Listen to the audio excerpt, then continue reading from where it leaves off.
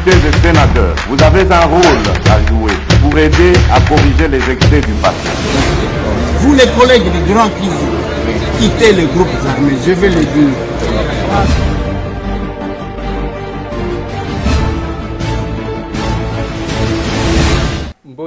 Mbote lisusu bandeko nanga, bino bandeko oyangai, tokomi lundi 18 octobre 2021, dans 12 jours, moins de 2 semaines, sans à octobre ici.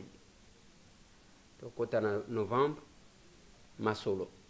Masolo na député bandeko nangai, entérinement ya kadima, na ba disciple naye, ça tire dans tous les sens.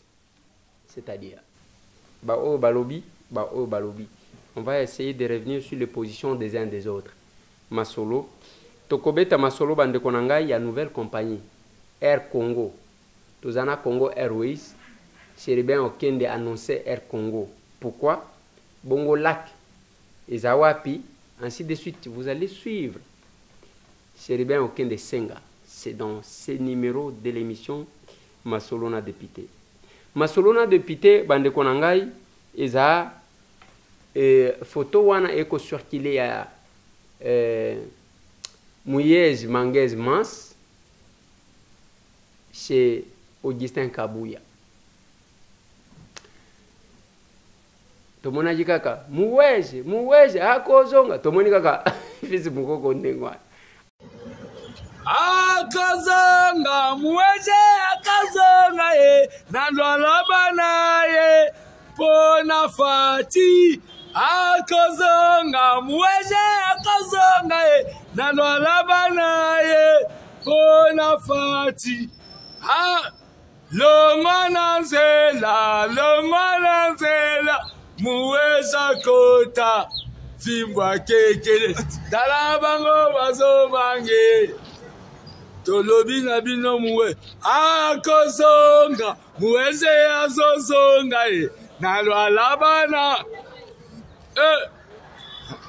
les gardiens du temple de la démocratie, l'œil du peuple, l'oreille du président Mouyez Azonga. Soyez mobilisés au Katanga, dans l'Oualaba. Bino Tubo Inara Mouyez. Ciao. Ciao. Ciao. Envoyé ou éclaireur. Qu'est-ce qui se passe? Masolo na député. Masolo na député bandeko nangai eza soni ya batete. Soni ya ke mafumbe. Mutetela za moumbu te papa kaseni. Mutetela za moumbu. Tokotiela bino une vidéo bokoyoka chair de poule. Ba médicaments des tonnes ya ba médicaments expirés likolo ya $4,000 nani akopesa mais tala kobina tala kobima ba prêtre tala basape tala kolata ekomi ka ndenge na komi komona vie na nga Martin azosala lokola nani King Kester Emenea Sony ya batetela anyanya wanya Aseka Lumumba anyanya bokolanda video bokoyoka Sony wana bokofinga nga malamu Masolo na député bandeko nangai toko ya kolobela makambu ya nzela ya Mbujimai ti Lubumbashi na koyebisa bino pe quel est l'enjeu sur le plan électoral ya Kasai aujourd'hui.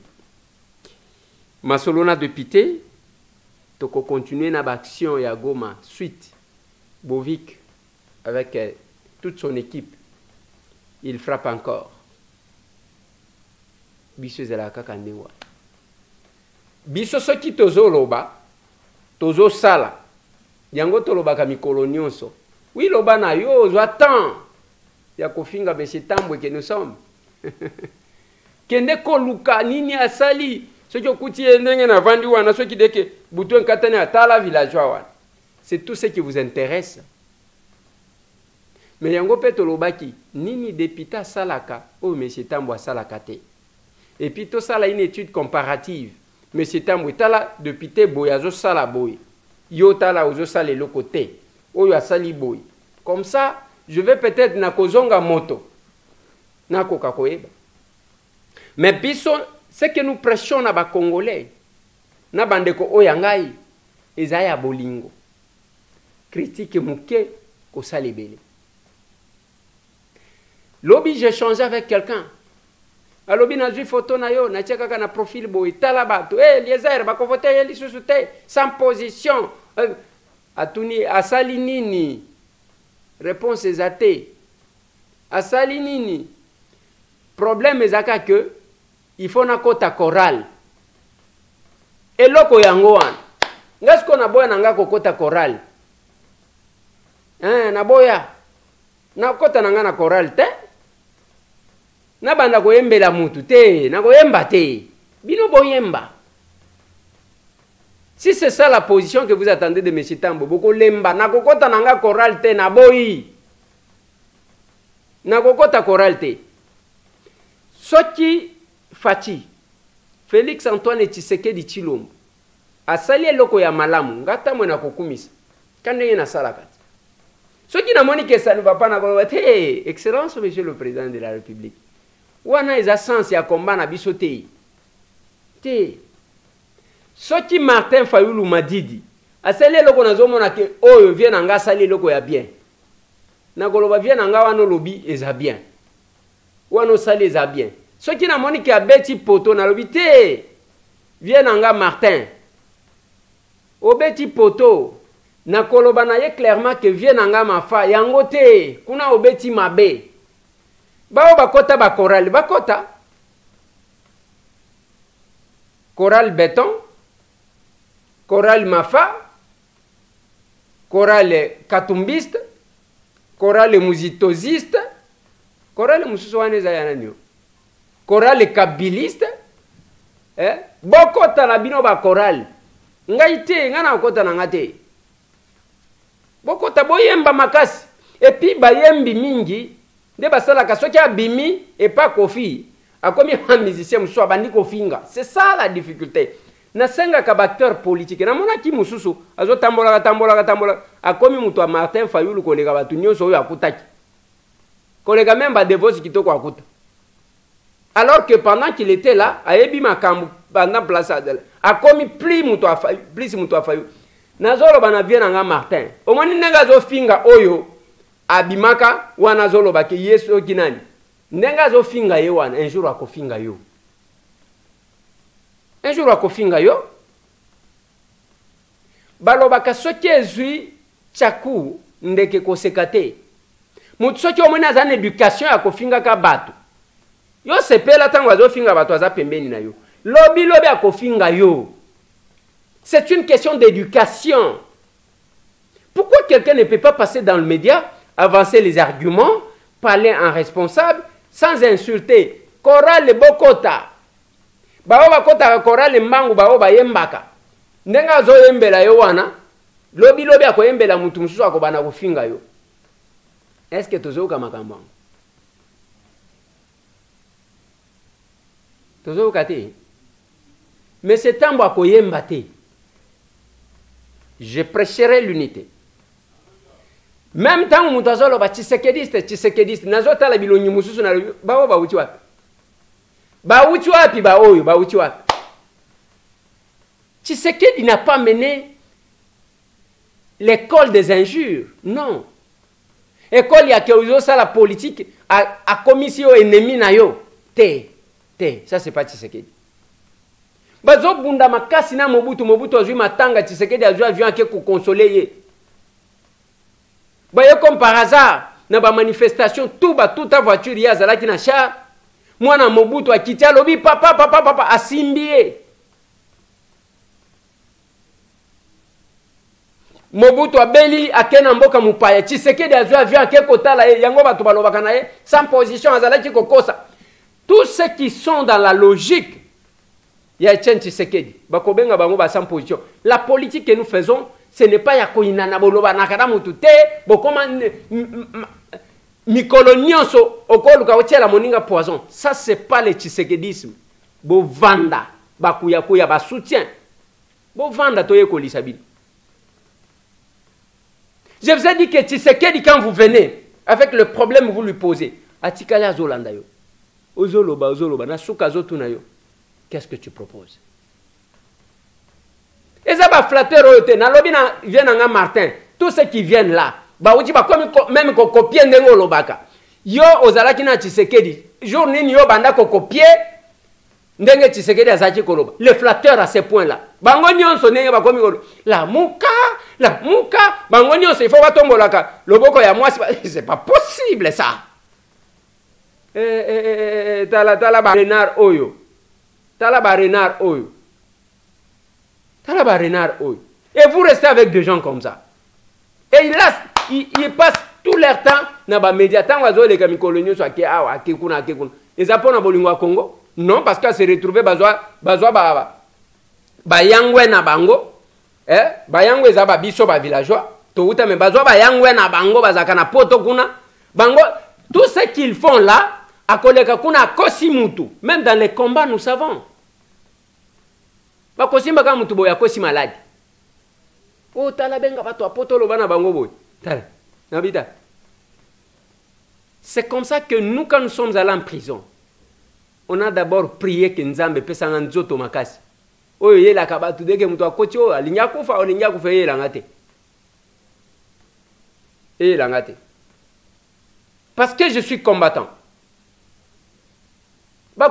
Et ces gens-là sont prêts à financer. Nenge tozolo ba makambo bana na classe ya ko pesa te. Mieux vaut pesa oyo afinga kabato wana na sepela kana yo makasi wana na sepela kana emi. Tala be mission ya buzoba nenge sala ka ba nombre de vie. Où sommes-nous Congolais? Tozawapi. Émission ya buzoba ba nombre de vie nenge sala. O bakangi penyele Mike Kalambay, c'est pas possible. Ndekuna bozalaka biso tozolo ba tozo sala to presaka kosungana ozumwa mukeye ba place ya korienté place kolona nde place ko buka ya malamu ezana bana bazo sanga kotanga yozo sponsoriser ozo financer ce qui insulte les autres, ce qui injurie les autres. Ezana ba handicapé awa des fois muto azanga ta vélo oyo ya pamba chez fauteuil roulant ya pamba zangi yango mais yozo sponsorisé ba oyo baza prêt à kotiela mutu poison yango ba yebi binoti et comme tala ba compte YouTube ndenge comme oyo azakuna finja sali na sepela kana parce que ça me détend, ça te détend. Yona bana na yo un jour bana na yo ba ko détendre yo malam na lobi bobi omoni o zolo ba ça te détend. Image bana na yo ba ko koma lokola bango lokola nde bato o sepela kana bango eta ba msusu tata mobimba ndoki ya modèle wa. La Bible dit kolisa mwana na nzela malamu tango akokola kopengwa te na la kisibino mwana moko ya mutetela à 9 ans. La fille a mené $500 à se épargner pour na kosunga bandeko na ye. Et même bolamo yoto salaka batumuke, je vais vous rappeler l'image que je n'ai pas voulu vous montrer. Na yambaka batwa ndeko Eliezer nazana problème boy ainsi de suite moko kati musala na yo OK na bureau moko kende ko plaider kana ye azu solution ako kende lokola ba di les prêts ba neuf les prêts plutôt parce que moko azonga ba mususu ba ya awa o sali effort o bengi sala boy moi solution monani pona azonga ne fisque koloba na yo merci problème. Mais il y a cette dame là to plaider kana ye il y a 2 mois musala na ye ça va ba bongisi tout et tout na monika kao aina basaka lobi papa na posa ba filmer ngate musala wana oyo na kendaki obongisela kingai bafuta kingai na zuma muke o na sombi basaki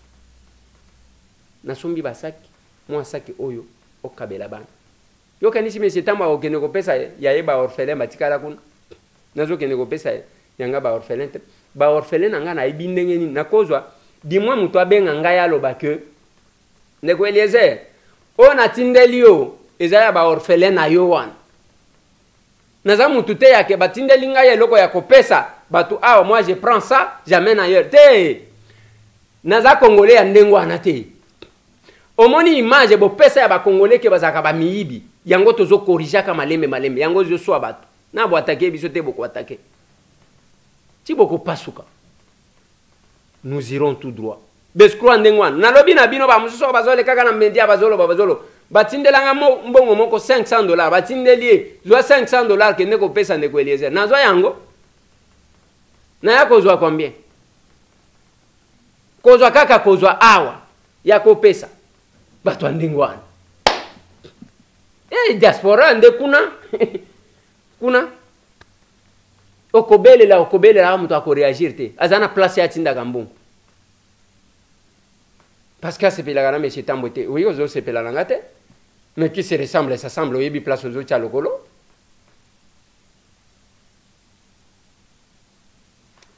je dois dire merci na ba maman ya Portland oyo ba maman na États-Unis ba maman nanga merci beaucoup maman nono hein maman Esther maman Marie maman Bella maman Cynthia maman Vand merci beaucoup enveloppe na bino koma ki yango $500 c'est arrivé ba maman nanga ya Portland na États-Unis maman nono maman Esther maman Marie maman Bella maman Cynthia na maman Vandu oyo tosalaka soki eza mbongo ya cotisation tosalaka yango mpona koevite ke bato bakanisa ke mbongo na bango ekomaki te yango $500 yango ekomaki mpona lobaka na bino soki oye na biro okutinga te okokuta Amos Lubaki okokuta Manix Kembolo bango nde bazalaka permanent opesi bango oyebisi bango babenga ngai oyoki mpe voix na nga ekozala bien parce que nous devons corriger certaines choses.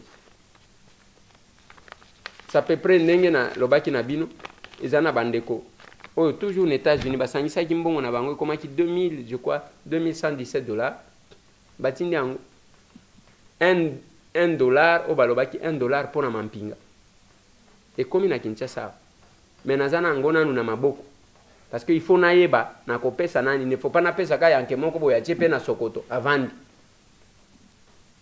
yango nazozwaka contact na bao bazako na kopesa soki bakolinga to filmer basoda bazaka makamu na bango soki bakoboya na koloba na bino kake na sina pesa kinanga quelque part là Congolais il faut boyer batete la ngande otete la ke mafumbe bino makamu bozo kisanga soni boy poal papa c'est là nan ka monde mo le biso zo le ni ko onyimanya ye madite ta ko shamoyo mbaba honorable Eliezer Tambwe we kamonungulu Kinshasa saguru gotondo dikembe ana tetera tate malo kenyalo ja kangalo mila kangalo sambwa kata kupulunda kole lama kavupena jabadi mikanyembe akaso we mungola kanga bonyama ayutana deje kitenge sokoni oswaka mbose ona moto ilokala sarakande anawase chofa mukaka kamumuka kado isoni lukumula ke rambo likonjaka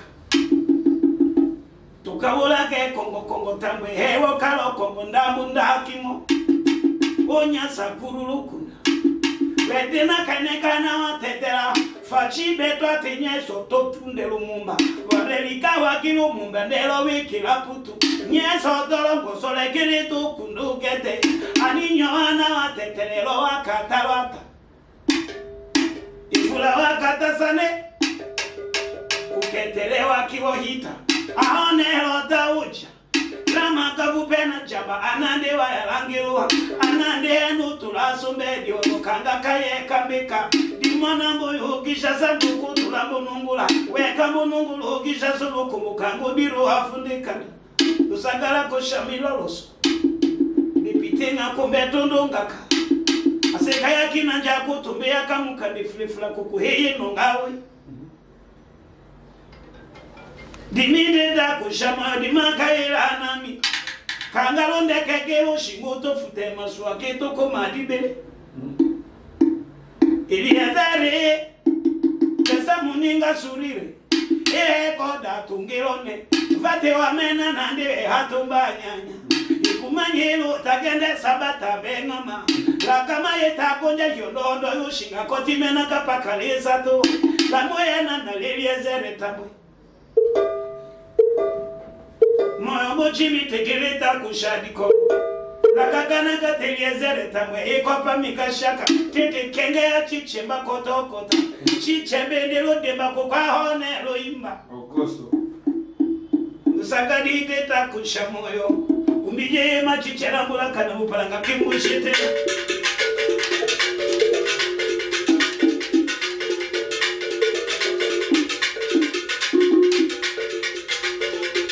Ogenda imena gimari wolo kendore Pakono nata Iliezere samba yukufu Dase sakuru weka mefua Sektere yekona Sektere kabaso Sektere kasindo Umana durono Kena jabaki kono si uma Komara kumakawo Wenjo karamuja Iliezere kabelo tusi umefukie Sola la candela desde la aramutulia la condele canalulana si tengo que un famo chancheta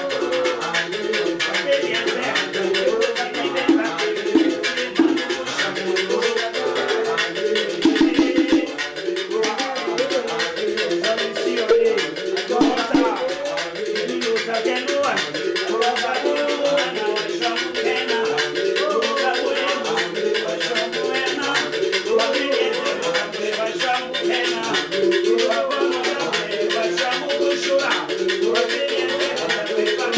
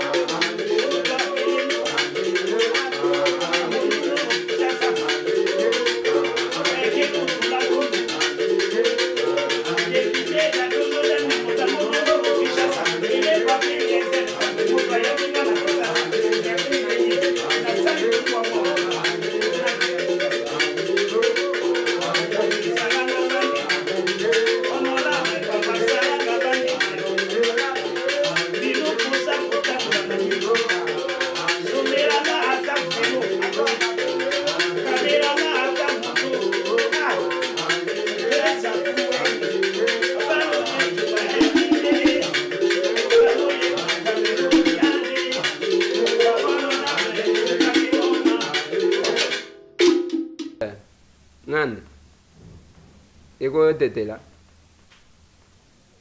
tala ndenge abandi kobeta miso ke mafumbe baproduit pharmaceutique expiré mpona $4000 nga te mutu nazoloba papa nazoya naza candidat na Sankuru tokoya kobunda na bino wana bozo préparer ba flèche yaka okoyoka flèche na nini oko beta obeti flèche kaka boy temps ezongeli yo temps. Mettez-moi cette vidéo là, toka témoignage.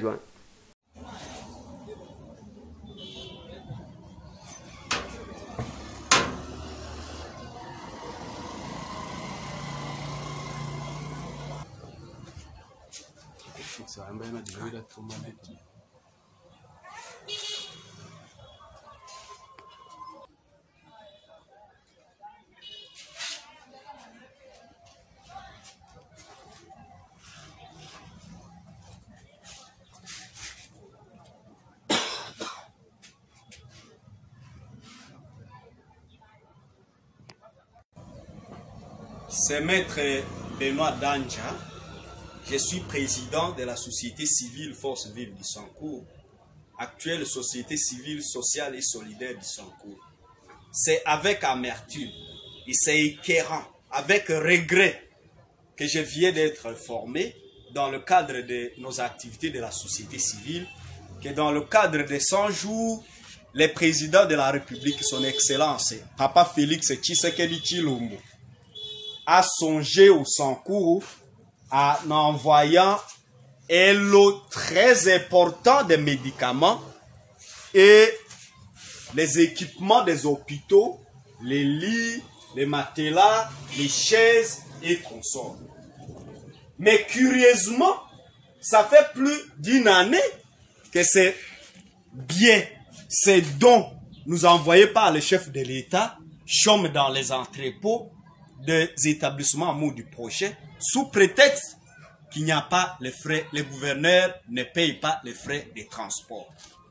La question qu'on peut se poser, est-ce qu'il a de l'amour vis-à-vis de son courroie?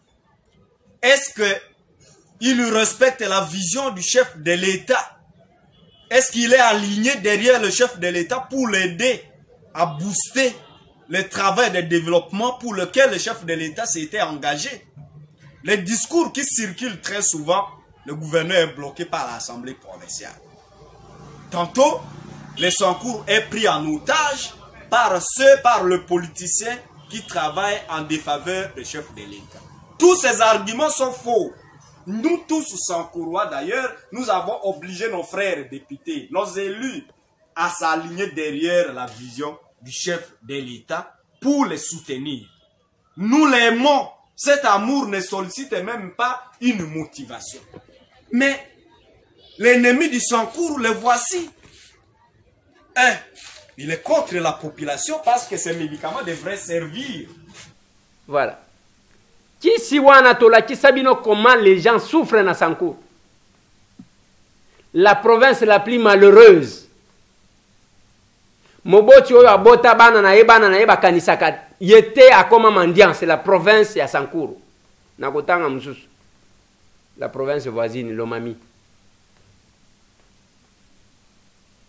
Je vais coupler ces deux provinces-là. Omoni mama oyo abota bana. Atangisi bango classe. Bana bakoli bakepoto basali. Mais bakuti en dépit ya bana na yeba zana position ya malamu. Mais mama wana zana balabala ako sengaka. Alala kalibanda. C'est ça la province ya Sankuru na Lomami. Qu'est-ce que Sankuru n'a pas eu comme cadre? Dans tous les régimes. Dans tous les régimes. Pene diambaye miwa. Nyongane. Ongane suna pene jamba. Anyanya. Chaze Kalumba. Yeah.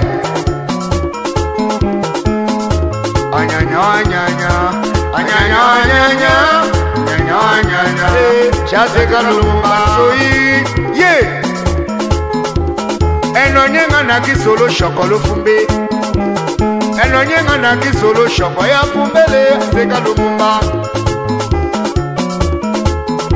enonye kumena na kisolo shoko ya fumbe anyanya wanyanya aseka lumumba eloko te tangu tomekika kotalisa bino condition ya ba hôpitaux totalisi bino couveuse valise wana valise yango wana eza valise oyo lumumba abosanaka ntango alongwaka ye kosala politike na Kisasa ntango azokekisa ngani nde ekoma metala yaka na Kinshasa okomona ngando tetelake mafumbe babeti lokombe wana babini lokombe meme mwana mobali oyo nauti kotiela bino ndazalaki koyemba na pene jamba ntango kaka alobi anyanya wanyanya kokufa yango wana ya ye na Kisasa nene azokipe ye nene azotala ye avandi 3 mois na Kisasa ti aye koluka mwana kolo lopango villageois lokola ye parce que ya biso yango wana yo ozoyoka ta eloko moko te biso tozoyoka chair de poule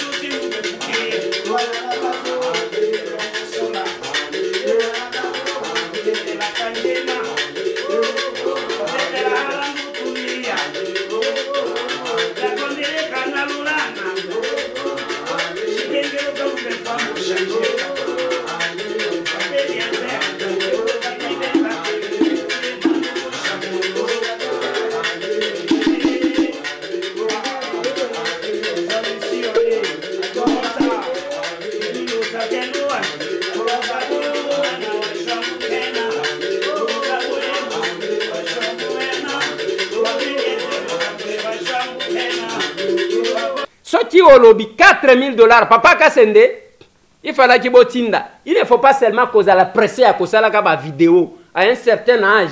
Il faut causer la maîtrise. Nous devons prendre auprès de vous. Et donc on a ce pela na ngona vidéo na yoan. Kaka moko fingate. Papa Kasende côté kuna fingate. Pona ni omutema mabe boye. Mete papa Kasende bisoto ya kwa prendre pas na bino. Province Salomami na province ya Sankuru. Ils ont mérité yangote. Je prends d'abord Sankuru. Régime nini oyo otetela ke mafumbe ba okipa ba fonction te bazwa confiance te ya mokonzi mboka. Même otozoloba. Nazotali sabino gouvernement ya ba wariose 2 VPM ya province moko kaka ya otetela Sankuru. Daniel Aselo, Christophe Lutundula apala pena pala. Oyeko bakisa cheribia okende na transport et voie de communication. De oyeko zwa madame oya déléguée aux personnes avec handicap. Balinga kabatu ndenge nini. Soki Yesu Kabila neno komona te. Lambert Mende Malanga. Jean-Charles Okotolola Kombe. Seo Kitundu oyeko zwa Moïse Kanga l'homme ya 5 chantiers. Makadamo oyo akatanga o bazosa mutu azalaki ko chabote Moïse Kanga. Kende kuna kende na aéroport ya nini pour le moment destination avion ekitité eza loja eza Sankuru pona nini avion malongo eza te $380 le billet bande ko wana ndenge baye wana baza 5 balingi bazonga il faut 5 billets nana zo kanisa babwakisi wana mutu azotala wana papa Kasende koloba te papa Kasende tinda biye pona ni omutema mabe boye. En tout cas omani bino boyo kaka Sonia kotanga ta kombo Lumumba place bovandi wana boyo kaka Sonia Soni makasi OK kuna na loja tala aéroport bazwa biloko oyo babenga achuka bachana nini bachande na tarmac babeta beta boy avion zo kita tantôt plus tôt et comme lokola lo mami province mobimba vieux kitakate wana komona ka basongi bavani musonge mpaso musonge mukireng abita ba mususu taba mususu ala ti veste na cravate musonge mpaso musonge mukireng tala vanda place ozo vanda mema lotoko na yo mela lotoko na yo po kaka soni aipana bino. Vous ne faites rien. Si chacun faisait quelque chose chez lui avant d'attendre l'État, ça pouvait être tous ceux qui ont occupé des fonctions.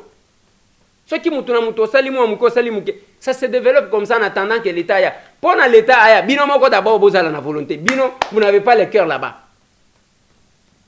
Eh, soyez pas. Soyez mkeleng.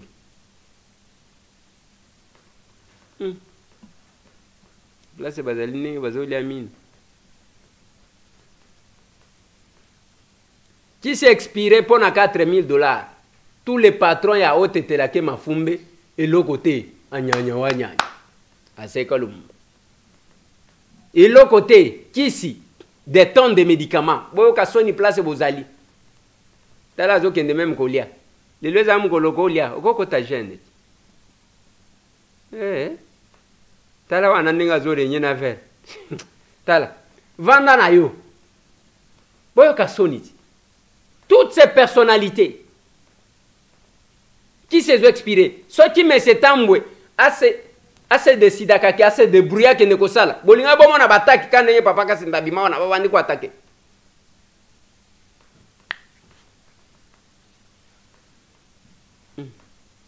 Kolo bandenge ni. C'est la même chose dans la province à Kasaï oriental. Province à Kasaï oriental, ou bien le Kasaï dans son ensemble. Nazo tia la bino image ya ndenge nzela ezali entre 30 km, mutuna mutu kazo sala de 12h à 17h, 30 km. Nzela malonga ezate. Et ndenge tozolo baboye, mitu kazo memaka batu na Kasaï, batu bazo continuer kotima bazo kikatanga. Bazo kikatang. Kaningo zomona tout le monde le Lubumbashi, tout le monde le Lualaba, tout le monde le Lubumbashi. Est-ce que vous savez ce qui s'est fait? Voici la conséquence. Mikolo ya élection, la base naturelle du chef de l'État. C'est les Kasaï là que vous voyez. Oh, vous ont négligé. Mais quand les gens sont en train de quitter, d'abord en enrôlement, Bokozala n'a de pité ya belete, Bokozala à tous les niveaux, Bokozala moins représenté. Parce que Batoubazo Kuma. Au lieu de réfléchir, comment, qu'est-ce que nous pouvons faire pour que Batoubazal? Les gens ne font que partir. Tant que Bokoyoka n'a pas enrôlement, ceux qui basali, Balobi les Katanga autant. Te bafraude mon côté. Bafraude te. C'est simple. Je vous ai dit que j'étais au Kasaï central. Nakuti kuna batu, mutubazo te tandika, côté tandika wana boyoka. En ce moment, je suis en train de me battre pour y descendre avec le ministre de l'Agriculture. Tant on a zo bundawana pour kena kitanaye. Ba eli yakuna, ba vani na bango bazotal. Dès que ba yoti que Eliezer akiti, comment tu peux descendre sans nous, papa? Ngaina sale la cabine musala après na memibino na mkon. On peut se compléter, nous sommes députés nationaux. Tous ça ba députés nationaux. Tous se compléter. Collègues, tous ça la boy. To ebani ba force na biso na ba faiblesse na biso na domaine yo zali makasinga na sengi yo collègue ba senga na ka ba service yo ko sala te so ki moni monsieur Tambo akiti. Voyez, il a fait ceci, nous devons aller saisir le comité des sages après tout ce que vous voyez que je suis en train de vivre au comment on muto akoti na internet a commenter azwa takenga bino bokanisi bazwa takenga parce que naza démon te ba ebi bona ni bazwa takenga. Moi je le dis tous les jours na lobby Mutuna moko, nini de pita salaka, oh, mais c'est tamboazo salate. Difficile à répondre à cette question. Tout ça, la étude comparative. Au lobby de pita le cola, oh, yozo sala et le mon côté. C'est là qu'on peut juger de la médiocrité de la prestation parlementaire de quelqu'un. Les Kasaï continuent à se vider. Bazo kenena katang. Et l'enrôlement, on aura moins de députés. Nalomami wana tokozala ba député malongate, Kasaï oriental loko mon côté, Sankuru anyanya wanyanya et Kasaï central et l'autre côté, Kasaï et l'autre côté. Les 5 provinces à Kasaï, ça sera les provinces les moins représentées. Donc on réfléchir sur le côté. Hein?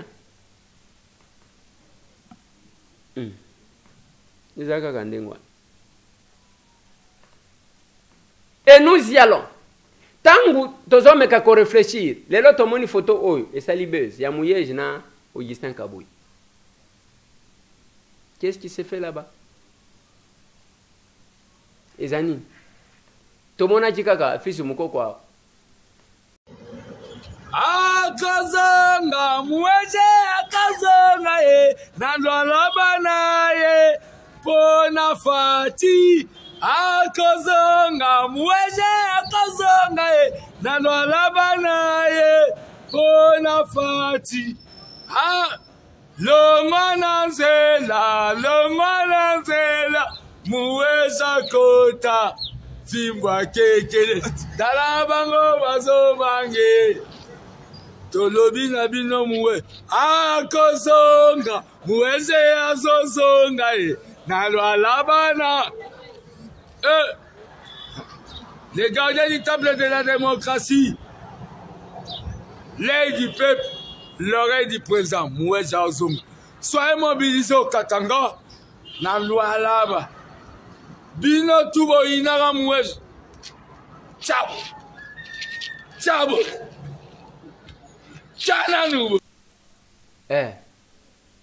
Tomoni kaka biloko anewa na lobi o eza problème tango tozo sala analyse Eliezer sans position yazo côté la Moïse ndenga zawana yalinyi ko soutenir Fatite yoza soutien ngana soutien ta le pouvoir ka Fatite c'est mon pouvoir quand vous venez nous soutenir nasina tuna bino na lobi ndengo zo loba wana 2 minutes yora Félix Antoine Tshisekedi Tshilombo depuis quand 2 minutes. Ce n'est pas au télé, mais quand il photo, c'est la même chose. Nous avons un flatteur au bazar na Vienne Martin. Na lobby, bino. Bon, tu vois. Bovan.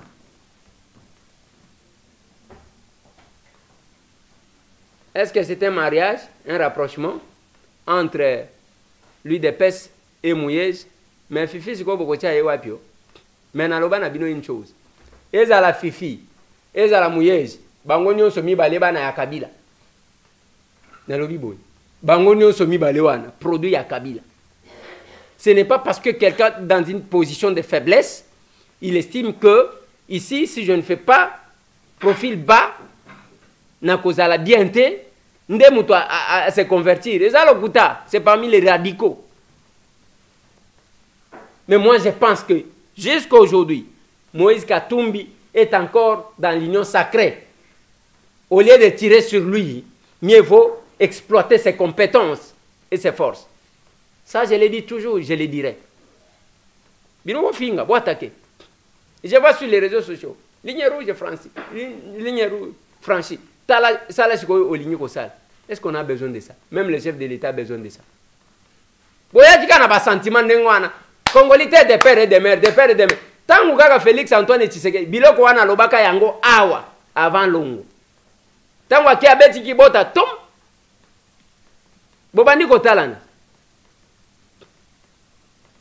Botika ba sentiment, botika ba sentiment.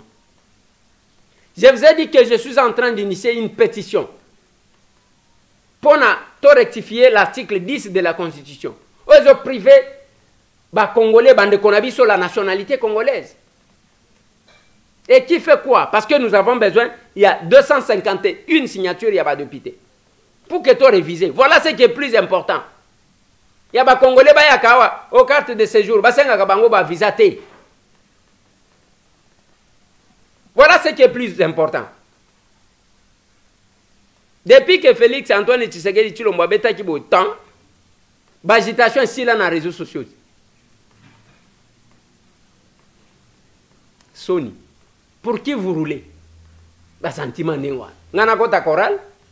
Ngana kota choral te? Kota, moyembi yako yembe la biso. Marché de la liberté wana.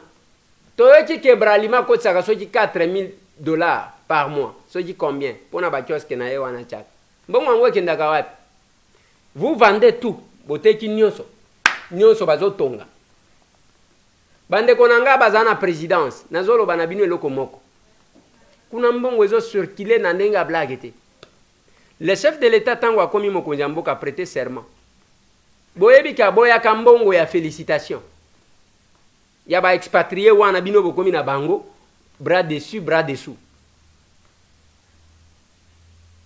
et ça quand même compliqué mais biso tozozela question orale avec débat na biso oh to adressé na ministre à économie ayebisa biso ba congolais bazozwa mbongo te ponani voilà ce qui nous préoccupe et ça makambo akoswa na wana te toza kuna te ndeko na ngai Pero Louara j'ai appris qu'il a été bloqué je suis en train de chercher comment entrer en contact avec lui nako kakoyeba nako taper en contact na ba konzi ya DGM nako kakoyeba qu'est-ce qui s'est passé un clin d'œil à toi Jacques Ndala un clin d'œil Chéribin Okende Senga a créé une nouvelle compagnie d'aviation sur instruction du chef de l'État. Babenyango Air Congo Nengezalaki Air Zaïre. Oui, comme ça, LAC. Pour nani a créé yango. Que deviendra Congo Airways. LAC Siko Bango Bakosale Lesko Banda Kunini. Suivez cet entretien, à Salaki Angona innocent Olinga. Mais nous on était là. Qui ont pris la décision sur la liquidation des lacs, mais parce que vous avez été un ancien cadre de cette société, et je me rappelle même que vous avez eu des ennuis avec l'ancien Premier ministre Matata Ponyo parce que vous défendiez totalement cette compagnie. Quel est votre commentaire personnel sur la question de la liquidation? Bon, la liquidation était une mauvaise décision politique. Il n'était pas opportun à ce moment-là d'envisager la liquidation et la dissolution des lignes aériennes congolaises. D'autant plus que nous-mêmes, avec le personnel, avions déjà cerné les conditions de la relance de cette grande compagnie aérienne nationale. Bon, voilà, je ne vais pas rentrer dans la polémique. L'autorité de l'époque avait pris cette décision, mais aujourd'hui, il faut savoir, cette liquidation, en quoi elle profite au personnel de l'AC, des gens qui ont travaillé pour donner un patrimoine immobilier consistant à cette compagnie, mais qui aujourd'hui sont des délaissés pour compte. On est en train de brader le patrimoine immobilier de l'AC. L'idée ici, pour ne pas tomber dans des Ethiopian Amen, il y a aussi des apports que la République, à travers le ministère de Transport, apporte. Et cela nous permettra de consolider une nouvelle compagnie que nous appellerons Air Congo, pardon, excusez-moi, le lapsus de Zaïre revient toujours. Et cela était très symbolique. Air Congo était la première compagnie aérienne d'Afrique. Air Congo avait une flotte que personne d'autre en Afrique ne pouvait détenir. Air Congo a une grande réputation de n'avoir jamais connu de crash et d'avoir opéré le trafic aérien dans des conditions optimales de sécurité et de sûreté. Air Congo a vu le léopard volant pour défier le monde entier. Donc le chef de l'État a à l'idée cette grandeur de la République démocratique du Congo pour dire c'est possible de pouvoir redorer les blasons ternis de ce pays, c'est possible de pouvoir réorganiser un transport aérien qui respecte les normes de l'organisation de l'aviation civile internationale, c'est possible d'engager une grande compagnie aérienne nationale qui pourra nous sortir finalement de cette fameuse liste noire de l'Union européenne. Telles sont les ambitions qui me sont insufflées par le chef de l'État et je crois j'ai la capacité de pouvoir réaliser ces ambitions de grandeur de notre République. Oui, vous venez de vanter les labels Air Congo qui n'avaient jamais connu des crashs, qui avaient une flotte imposante et grande. Mais vous-même, vous êtes un ancien directeur technique, si je ne m'abuse, de la compagnie en liquidation contestée, LAC, dont les agents ont eu gain de cause devant les conseils d'État. Mais pourquoi ne pas relancer carrément LAC, ancien Air Zaïre, au lieu de créer Air Congo? Vous savez que j'ai un lien très particulier avec les lignes aériennes congolaises. Je n'ai pas été directeur technique, mais j'ai été administrateur, directeur technique et commercial et administrateur, directeur général des lignes aériennes congolaises. Rappelez-vous que j'avais trouvé cette compagnie en situation désastreuse. Plus de 230 mois d'arriérés de salaire. Il n'y avait pas d'outils de travail, pas d'avion, pas de matériel de handling, et j'en passe. Avec l'appui du personnel des lignes aériennes congolaises, nous avions amorcé une démarche pour sortir de cette situation dramatique. Nous avons sur fonds propres acheté un avion. Encore faudra-t-il demander aujourd'hui qu'est devenu cet avion-là. Nous avons sur fonds propres commencé à désintéresser le personnel en payant, en réglant, en commençant le règlement de la dette sociale. Nous commencions à payer les salaires à tempérament. Donc, nous étions sur une très bonne initiative. Le ground handling, l'assistance au sol, donc, et sur le plan commercial, il faut que nous puissions intensifier la formation du personnel. Donc, il y a beaucoup à gagner en suivant cette vision du chef de l'État, que le Congo puisse redorer les blasons ternis de son aviation. Une dernière question, à quand les débuts des activités de Air Congo, avec quel capital et combien d'avions? Eh bien, je ne veux pas donner, je ne serai pas très ferme en ce qui concerne le délai, mais le plus rapidement possible, cela sera fait. Aujourd'hui, je peux encore vous donner les chiffres en termes de nombre de flottes. Il y a aujourd'hui en disponible 7 avions avec des avions de nouvelle génération. Imaginez un Dreamliner qui pourra commencer à lancer des vols internationaux, où les Congolais, lorsqu'ils veulent aller au Moyen-Orient, en Asie, en Europe, empruntent d'autres avions, mais ils prendront aujourd'hui, enfin demain, lors de la mise en œuvre de ce partenariat, de cette nouvelle compagnie, prendre des avions battant pavillon République démocratique du Congo. C'est aussi une fierté nationale qui nous habite, parce que vous savez, dans le temps de Air Congo de l'époque, aucun pays d'Afrique ne faisait face à la République démocratique du Congo. Nous voudrions avec Félix Tshisekedi, président de la République, chef de l'État, reprendre un peu cette fierté d'être un grand pays au cœur de l'Afrique. En contrepartie, régler le passif, surtout la dette sociale, c'est que cette société doit au personnel. En tout cas, ce n'est pas bon, ou je dirais même c'est diabolique que de laisser, d'abandonner ce personnel à son triste sort. Aujourd'hui, les gens sont en train d'être trimés sans avoir eu à recouvrer leur dû. J'insiste que la décision de dissolution de l'AC est irrégulière. Elle devrait être notifiée par décret du Premier ministre, ce qui n'a pas été fait. Et en plus, aujourd'hui, au niveau des juridictions, il y a certaines décisions qui sont prises pour démontrer que c'est une décision irrégulière. Mais toute proportion gardée, je ne vais pas rentrer dans cette polémique. J'ai dit tout simplement qu'il y a lieu d'entendre raison, sans susciter ou ressusciter certains démons de la division, mais je crois que le personnel de l'AC mérite un traitement décent.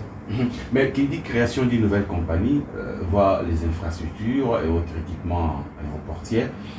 Air Congo va-t-elle se doter des nouvelles infrastructures ou va-t-elle recourir à celles des lacs, et au cas où elle va recourir au patrimoine des lacs, comment compterait-elle plutôt faire les désintéressements de ces agents-là? Bon, déjà, la décision d'autorité pourra être prise par le propriétaire. Le chef de l'État est le premier propriétaire du patrimoine public. Donc, les orientations qu'il est en train de nous donner pour créer une nouvelle société, la première réserve, c'était d'éviter que le passif de l'AC vienne mettre en mal le fonctionnement de la nouvelle société qu'il souhaite être une nouvelle compagnie qui travaille dans des conditions optimales de sécurité et de sûreté de l'aviation civile. Donc c'est une ambition tout à fait légitime qu'il faut aujourd'hui savoir comment saluer et encourager. En ce qui concerne le patrimoine des lignes aériennes congolaises, il faut d'abord qu'on arrête cette spoliation ridicule qu'on est en train de faire. On vend les maisons de lac. Pour en faire quoi?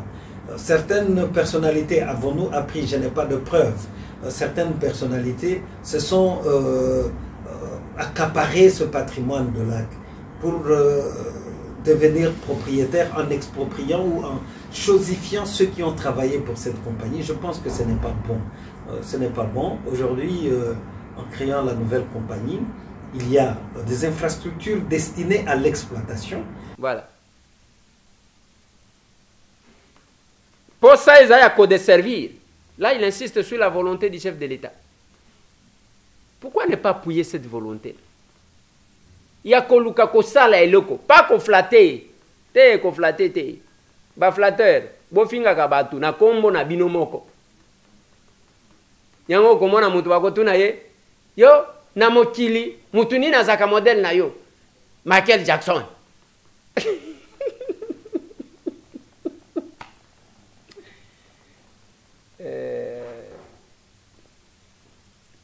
Parmi les femmes, moi si nini, au monaka, moi si amaele collègue, Michelle Obama. Oh. Éducation yozanango wana nengo koli wana, iza mama wana teka kaba koni. Mama wana teka ka mikate na mapa. Qui s'est battu la femme la plus intelligente, iza o azanga moyen matangi si aussi d'ici classe. Asali tu oke poto ya atikala jamais comme avion. Boniko wanga na baboti boy na moi makasi boy. Boniko wanga na baboti boy. Na moi makasi zo wanga na baboti na yoza wana pe ozolo ba français. Moi c'est mon modèle c'est Michelle Obama mon modèle. Ta ba mususu. Maman na yo oyo ayebi lokote ndabunda d'abord c'est ta mère maman na yo. Maman na yo wana nde. Oui, je l'apprécie.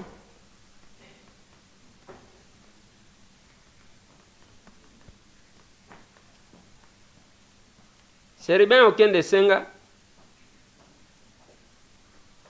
Félicitations ceux qui compagnons à Nekosimba. Mais moi, ma proposition, c'est que j'ai appris que Banda Kunyo c'est là que bazoteka. Au lieu à koteka, pour récupérer yango ba ndeko ya lac ba intégrer Air Congo. Ok, même place baroulage wana bazala en face ya poste okoyoka kirao banka cha somba yango na la police azakuna na nyonso bazaba locataire na minute oyo kende na marché de la liberté bazotonga même place muzati kaka parking bazotonga banani yango bazotonga nani azokaba nani azopesa bespace jantiningo bilambaka banani bazotonga kuna muze atonga marché wana teba parking bato bazo guta bandundu bazoke bandundu bazalia ou ainsi de suite même place balobaki ba piéton balek bazotonga awo machine à destruction même muke o basala on ne sait même pas entretenir.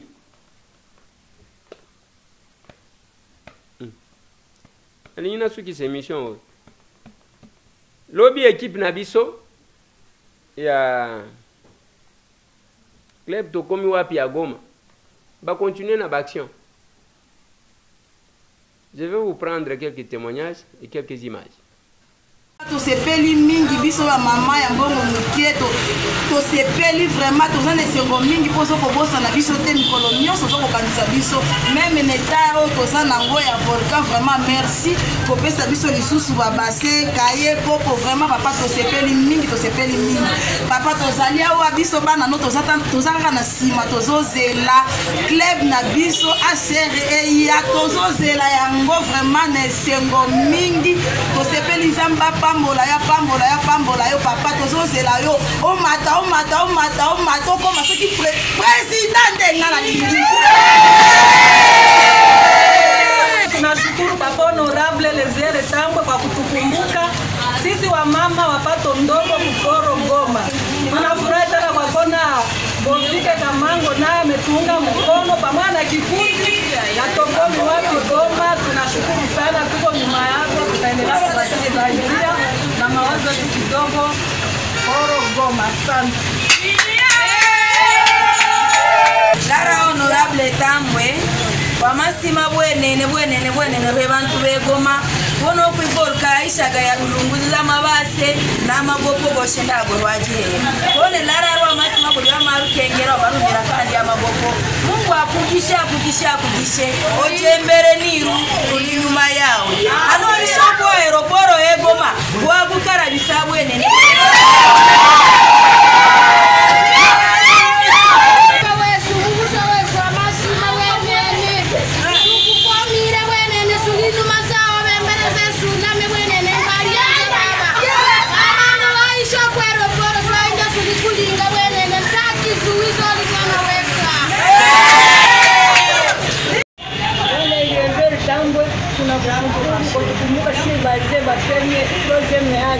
Tunashukuru, usikubali kutuacha hapo kuendelea. Asante.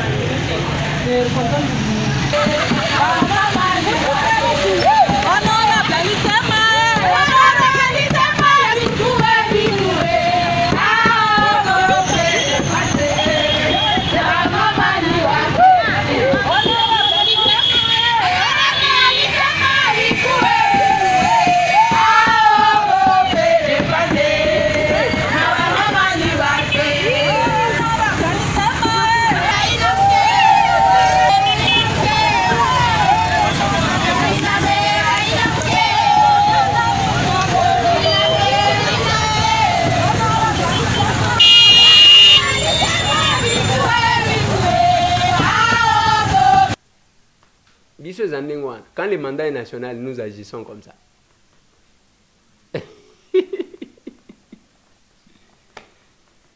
Quand le mandat est national, vous voyez que la politique. Quand le mandat est national, vous voyez que si la fin de la biso toujours forcé toujours kin. Omoni et cause à la deux équipes. Équipe ya batwa mitema mabe na équipe ya ba vrai congolais bazana mutemba lingi quand même barre doré blouson ya ba congolais zaka mutema mabete ndeko na mpanja loba na te congolais zaka mutema mabete ezande bango bazaka mitema mabe biso toza mitema mabete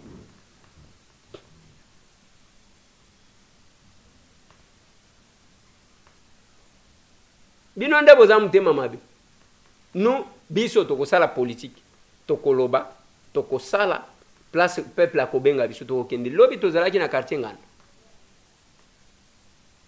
toke kotala balabala. Ils sont venus s'arrêter notre fois au niveau de Maman ça qui est mais faut il a été hein.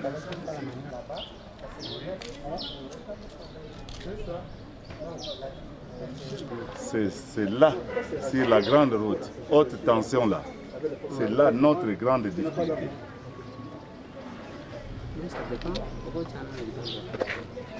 Donc, c'est là notre grande difficulté, tout ça. Ce n'est pas aménagé. Nous pensons que vraiment, si vraiment le gouvernement peut nous aider, ça serait une très bonne chose. Ce caniveau a commencé au niveau de sa combi là-bas? Non, au niveau du pont ici.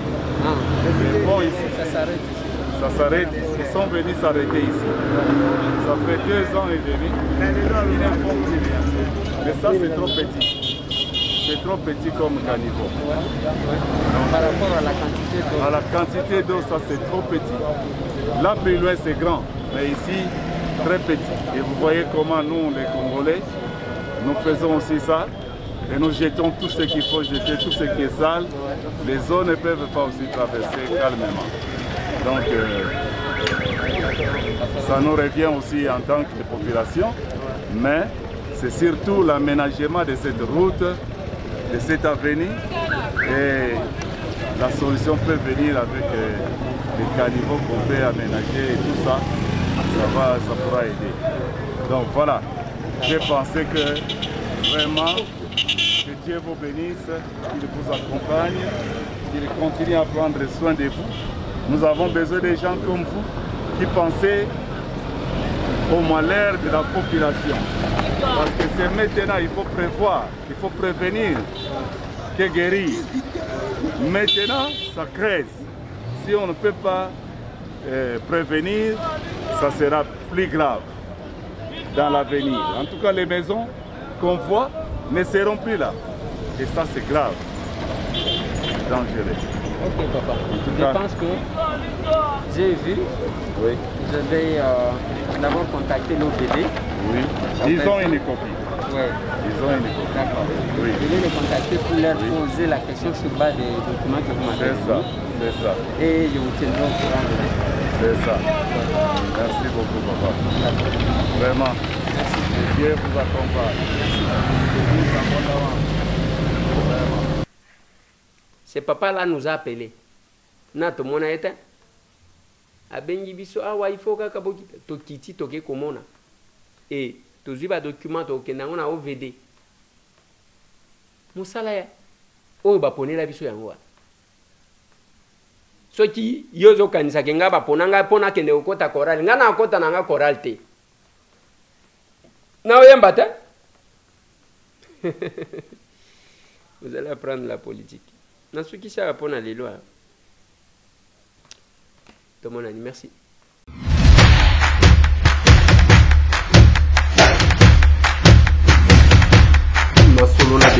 Honorables députés et sénateurs, vous avez un rôle à jouer pour aider à corriger les excès du passé.